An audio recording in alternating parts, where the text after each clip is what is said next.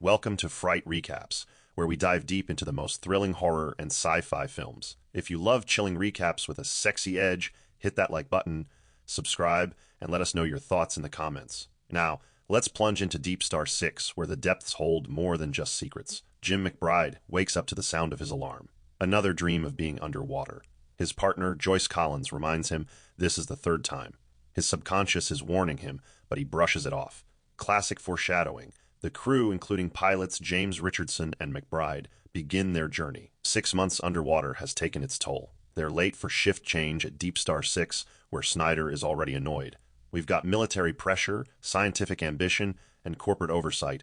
What could possibly go wrong? And now for one of the more visually engaging moments. Mia Scarpelli, played by Nia Peoples, shows off her athleticism in a workout scene that is pure 80s gold.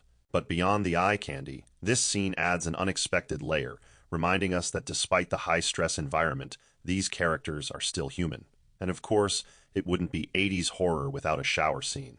Vulnerability, false security, classic tropes used to lull us into a moment of comfort before things take a turn for the worse. The team has a mission to install missile platforms, but there's a problem. Dr. John Van Gelder, the mastermind behind DS6, ignores regulations. He orders the cavern collapsed so they can move forward. This reckless decision will set off a chain reaction of terror, and then the nightmare begins. The cavern is destroyed, but something wakes up. The classic horror setup: humans tamper with nature and nature fights back. A remote probe is sent to explore, but something attacks it. Hodges and Osborne go in. Then a sonar contact, something moving fast, too fast, and then silence. That silence is what makes this moment terrifying. The unknown is scarier than any monster. A massive, unseen force slams into Sea-Track, nearly pushing it off a cliff. Inside, Joyce is badly hurt, and Burciaga is trapped. They're sinking. As the crew of the Sea-Track gradually becomes submerged, it is McBride who comes to the rescue, and they safely detach from the Sea-Track and return back to base. At the base, the crew members are shocked and uneased, knowing that something big, possibly a sea creature, is lurking in the shadows with a destructive power to take them all out. Meanwhile, Snyder is ordered a simple protocol to secure the missiles. However, in what he believes is routine protocol, he mistakenly activates the missile launch sequence.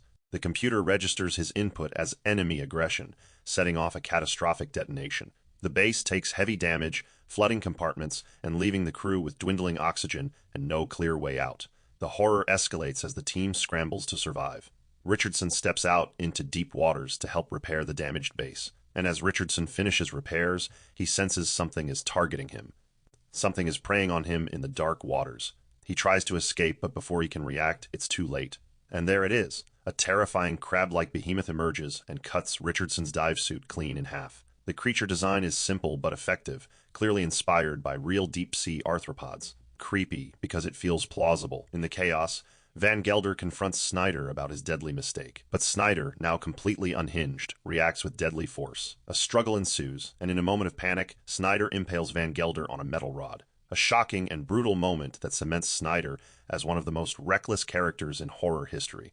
Snyder, consumed by paranoia and convinced everyone blames him, bypasses the decompression system and launches the rescue pod alone. At first, he thinks he's safe, but his body begins to break down under the rapid pressure change. His nose bleeds, his skin ruptures, and then his entire body explodes in one of the film's goriest moments. McBride, in a last attempt, risks his life to bring the last remaining sub to the escape hatch. Norris and Joyce, thinking they are now safe, are again confronted by the creature. And in a last-ditch effort, Norris electrocutes the creature, sacrificing herself. This scene is brutal, not just physically, but emotionally. McBride and Joyce navigate through the wreckage, dodging collapsing debris and shockwaves from the reactor meltdown. As they ascend, pressure shifts cause the sub to creak and groan, threatening to implode at any moment. But finally, they break through the water's surface, gasping for air as sunlight floods their vision. The nightmare is truly over, or is it? Let's just keep some missing pieces for you to enjoy in this classic 80s creature horror gem. Here's something to think about. Was the creature really the villain? Or was it simply defending its territory and home? And that's DeepStar Six. A classic mix of underwater horror, sci-fi tension, and just enough 80s eye candy to keep things interesting. Let us know your thoughts in the comments. Don't forget to like, share, and subscribe to Fright Recaps for more thrilling horror breakdowns. See you next time if you survive the depths.